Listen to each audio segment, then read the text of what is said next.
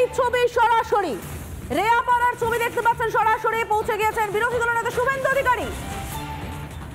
সরাসরি রেয়াপাড়া থেকে দেখতে পাচ্ছেন প্রাক্তন বিচারপতি অভিজিৎ গঙ্গোপাধ্যায়, তিনিও পৌঁছে গিয়েছেন শুভেন্দু অধিকারীর সঙ্গেই।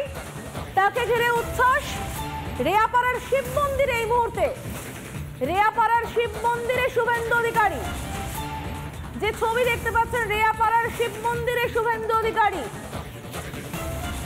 মধুকল্পিতা রয়েছে সরাসরি। মধুকল্পিতা,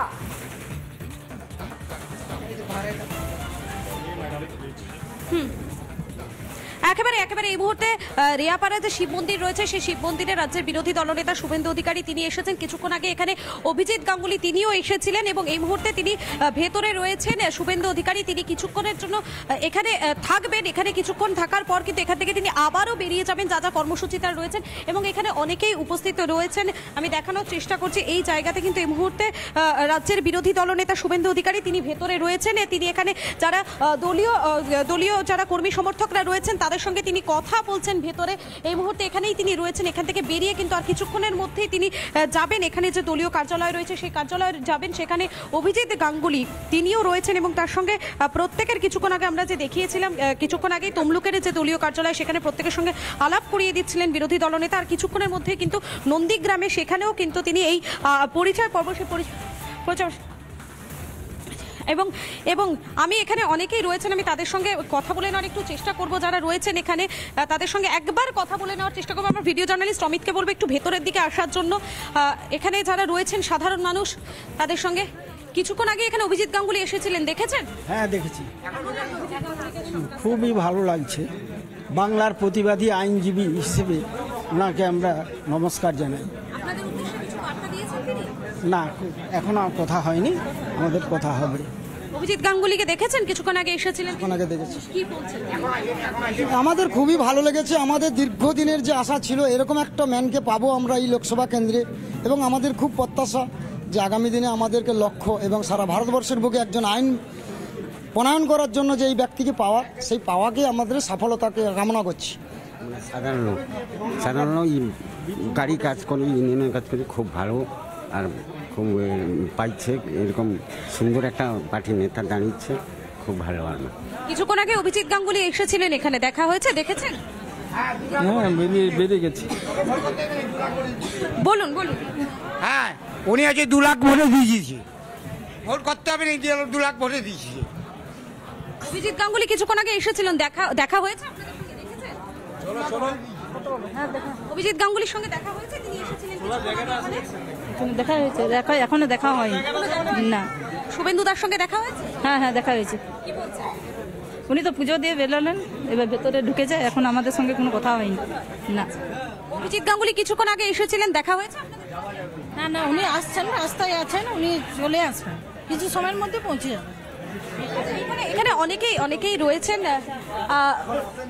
আমি এখনো কিন্তু অনেকেই এখানে রয়েছেন। আমি সেই ছবিটা দেখানোর চেষ্টা করছি। তবে আরও একটি বিষয়, অভিজিৎ গাঙ্গুলি তিনি কিন্তু আরও একবার হয়তো এই মন্দিরে আসতে পারেন। আমার ভিডিও জার্নালিস্ট অমিত নাথকে বলবো একবার এদিকে ছবিটা দেখাতে।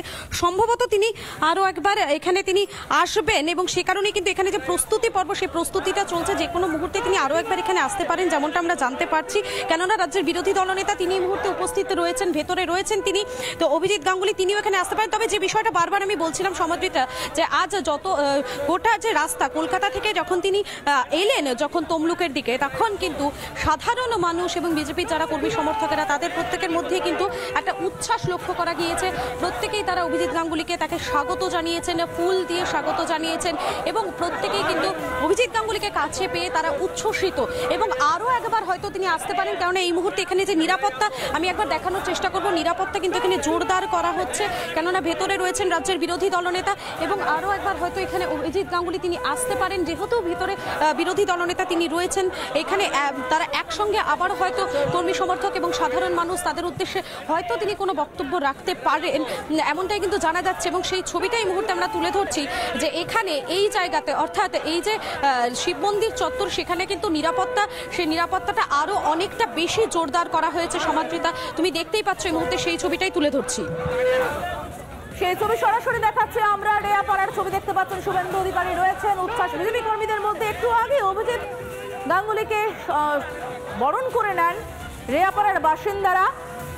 তবে তমলুকে এর আগে গিয়েছিলেন তিনি, তমলুকে প্রার্থী হতে পারেন অভিজিৎ গঙ্গোপাধ্যায়। এই জল্পনার মাঝেই তমলুকে যান অভিজিৎ গঙ্গোপাধ্যায়। তমলুকে কিন্তু অভিজিৎ গঙ্গোপাধ্যায়ের নামে দেওয়াল লিখনও শুরু হয়ে গেছে। যদিও অভিজিৎ গঙ্গোপাধ্যায়ের বক্তব্য তিনি আদৌ দাঁড়াবেন কিনা, দাঁড়ালে কোথা থেকে দাঁড়াবেন তা বিজেপির শীর্ষ নেতৃত্বই যা ঠিক করবে সেরকমই হবে। এবং এই জল্পনা যখন চলছে রাজ্য জুড়ে যে তমলুকে দেবাংশু বনাম অভিজিৎ গঙ্গোপাধ্যায় লড়াই হতে চলেছে, সেই জল্পনার মাঝেই তমলুকে যান অভিজিৎ গঙ্গোপাধ্যায়। তারপর রেয়াপাড়ার ছবি দেখতে পাচ্ছেন, রেয়াপাড়ার শুভেন্দু অধিকারীর ছবি দেখতে পাচ্ছেন। আরো একবার আমি চলে যাবো আমাদের প্রতিনিধি মধুকল্পিতার কাছে।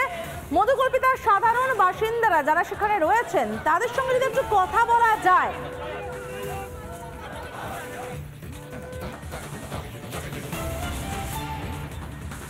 একেবারে সমাদৃত, আমি আরো একবার কথা বলার চেষ্টা করব। তবে যেহেতু এই মুহূর্তে এখানে নিরাপত্তাটা বেশ জোরদার করা হয়েছে, আমি তার মাঝেও একবার চেষ্টা করব কথা বলা।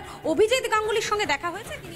না স্যার, এখনো। উনি যদি এখানে প্রার্থী হন তাহলে আপনারা কি? খুব ভালো, খুব ভালো, খুব চাই উনি প্রার্থী হলে খুব ভালো হবে এবং অনেক কিছু জিনিস ভালো আমরা বুঝতে পারবো, যেটা আমরা বুঝতে পারিনি ওনার কাছ থেকে আমরা জানতে পারবো, এটাই আশা করছি।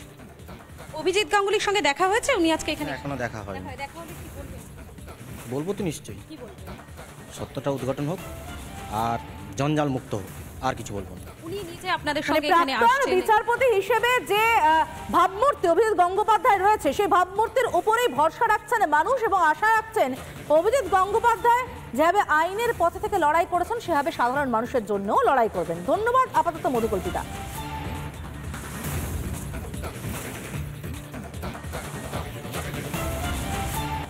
কারো নাগরিকত্ব জয়নি যাবে না স্পষ্ট জানালেন শুভেন্দু অধিকারী।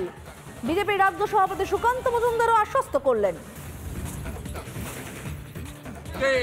তার নাগরিকত্ব চলে গেছে, একটা উদাহরণ যদি দিতে পারেন, আমি এখান থেকে নাক্ষর দিয়ে মানিকতলা অব্দি চলে যাবো। কোন লোককে তার নাগরিকত্ব চলে গেছে, একটা উদাহরণ যদি দিতে পারেন, আমি এখান থেকে নাক্ষর দিয়ে মানিকতলা অব্দি চলে যাবো। মমতা বন্দ্যোপাধ্যায়ের এই বিরোধিতা শুধুমাত্র রাজনৈতিক বিরোধিতা করার কোনো কারণই নেই।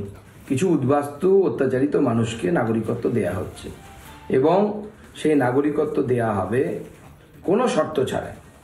যে সমস্ত কথা আমরা আগে বলেছি, আমরা এখনো সেই একই কথা বলছি।